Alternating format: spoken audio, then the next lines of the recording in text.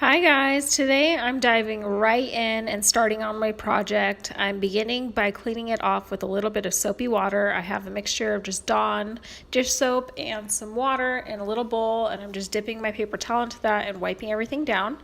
And then I'm going to dry the whole thing off really well and let it dry for a few minutes. I'm going to be taking this table from this oaky 80s and 90s look to a white shabby chic farmhouse look. If you're new to my channel, my name is Elise, and this channel is called One Feisty Mama. It's a play on our last name, which is Feist. And this is my wood shop. This is the chalk paint that I'm using today. I used this to refinish the desk that's in my bedroom as well. And it's the Rust-Oleum brand chalk paint, and I believe this is in white linen. And I bought mine at Home Depot. It was about $17 for a big can.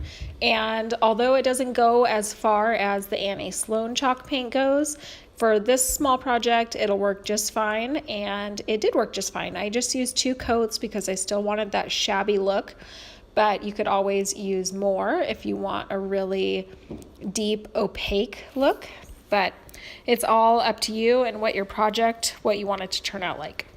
When I'm painting a furniture piece, I like to start with the top of whatever that piece is and work my way down. This way I don't miss as many spots and I can get nice even coverage. And with a tabletop like this, you want to make sure that you're going in the direction of the grain. In this case, the table actually has a veneer with it going in a couple of different directions, but I chose to just keep it in the main direction of the grain that was most dominant.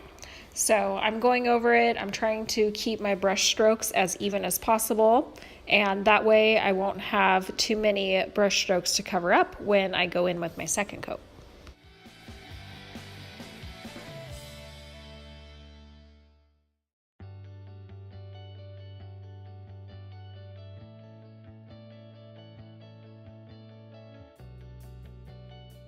Once I finish with the top, I can start moving along to the side. So I'm going to start on this back side over here where you can't see. Sorry about that. But I'm just going into all of the detail on that side piece, and again going with the grain. So you can kind of see it here in that top area. I'm going to try to go with the grain as much as possible, and then in some spots you can't help but just get paint on there wherever you can, and that's what I'm trying to do here. I'm trying to get all the paint I can up into that little corner without having to go inside and grab a smaller paintbrush. I really like this thick bristle brush. I bought it when I bought some of my Annie Sloan chalk paint at Design Source 101. That's the closest store that sells it for Boise, in case anyone needs to go and get some and they're in the area. The next closest store that carries it is all the way in Pocatello. So now I'm moving on to the legs, and when I'm doing the legs, same thing. I'm going to go with the grain. So for the top little part of the spindle, I'm going left to right, and then for the longer parts, I'm going to go horizontal from top to bottom. So you just kind of want to go along with whatever direction it looks like the wood is going in.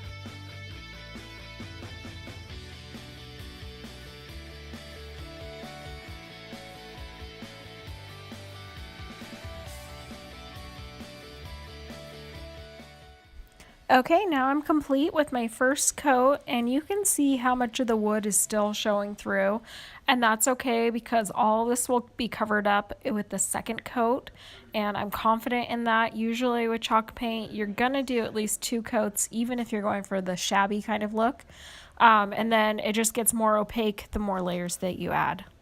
And a little painter's tip is to put your paintbrush into a Ziploc bag in between coats. And that just keeps it fresh so you don't have to wash it out each time. And just make sure that you seal all of the air that you can out of the bag. And then it's ready to go for the second coat once the first one dries all the way. Another little tip is to wear clothes that you don't mind getting paint on. This is an old long sleeve t-shirt, and I have my favorite worn out stretchy leggings on, so I don't care if I get paint on these clothes. Make sure you don't wear, your favorite sweater or anything like that to do a paint project, because there will be some splatter and you might end up with paint all over. And the chalk paint usually does wash out if you get it right away, but if it sets in there and then you wash it later, you might be out of luck.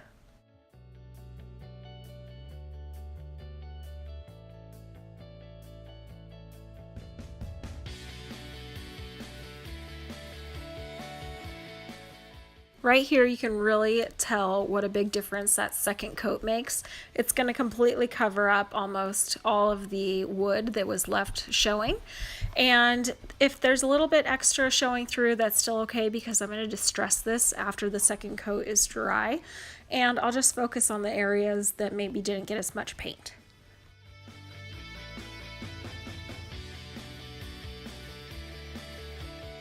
I don't think that I mentioned this yet, but I got this piece at Goodwill for $3.99. I could not believe it, and although I paid full price, it is missing a drawer, and you can see on this side where the drawer would slide into place, but the way that I am going to be placing this under my desk, it's not going to matter that there's a drawer or not, and there's Colton being a goofball. But now my second coat is on, and you can see it's still a little rough around the edges on the top where it could use some more paint. But I think that I'll just focus on sanding those areas a little bit more, and you won't even be able to tell.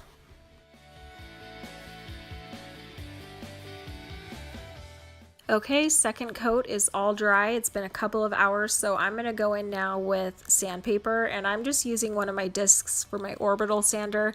This is an 80 grit sandpaper. I also have a 200 grit sheet of sandpaper that I'm going to go over everything with afterwards, just to smooth and buff it out.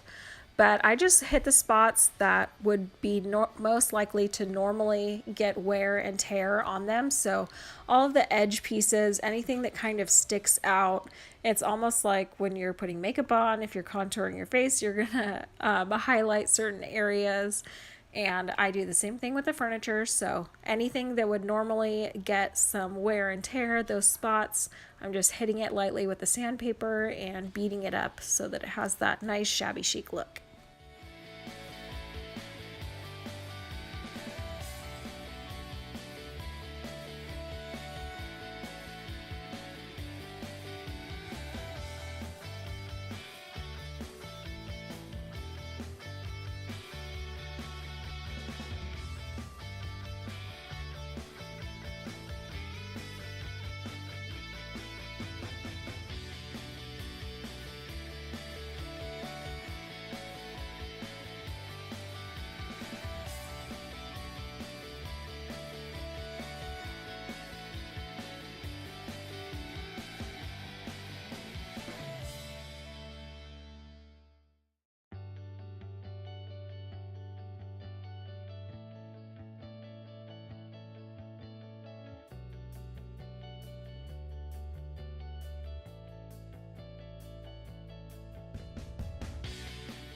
After I'm done with sanding this, I'm just going to wipe everything off really well, and I would seal it if I was doing this for someone else, but I was kind of in a hurry to get it into our bedroom and under the desk to hold the printer because our printer has been sitting on the printer box that it came in for a couple of weeks now, and it's been driving me crazy.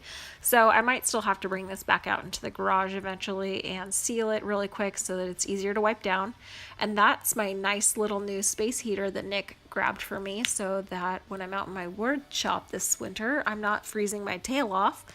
But thanks, honey, for that. So I'm just going to finish up sanding here and get it all cleaned up, and then Nick's going to help me carry it in the house.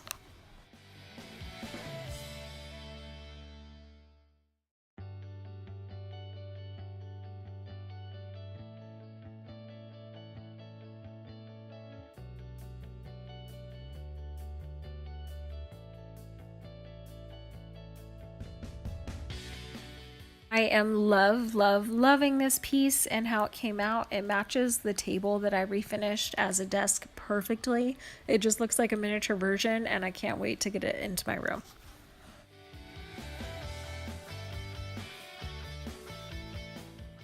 Okay, so I measured this and it was a little bit too tall, like just barely too tall to stick it all the way under my desk and have the printer sitting on top of it. So we're trying to figure out how to make it work, and we ended up deciding on putting it to the left side of my desk, slightly under it, so the printer is just barely off to the side, and it's working out great, guys. Now, because we're moving the printer to the left side of the desk, we're going to move the mirror and mount it to the wall between where our bedroom door and the desk is. And I'll be able to see my outfits a lot better that way. Right now it's propped up on that basket and it's been working, but the desk has really been obstructing it. Not that I totally need to see what I'm wearing every day. I know what I'm wearing, but it's way better on the wall mounted, and I can see everything from my shoes to the tip top of my head. Now, Nick can't see his whole body, but he can still see his outfits. So he's just like a foot taller than I am, so he'll have to deal. I didn't get any footage of him mounting the mirror to the wall, so I'll put a picture in at the end of this so that you can see everything up and all situated the way it's going to stay for a while. Just about finished getting everything set up again. We're putting all the cords away. I hope you guys enjoyed this video and found it helpful. Don't forget to subscribe to my channel if you haven't already, and hit that notification bell so that you're alerted when I post new videos. Thanks for watching, guys. Bye.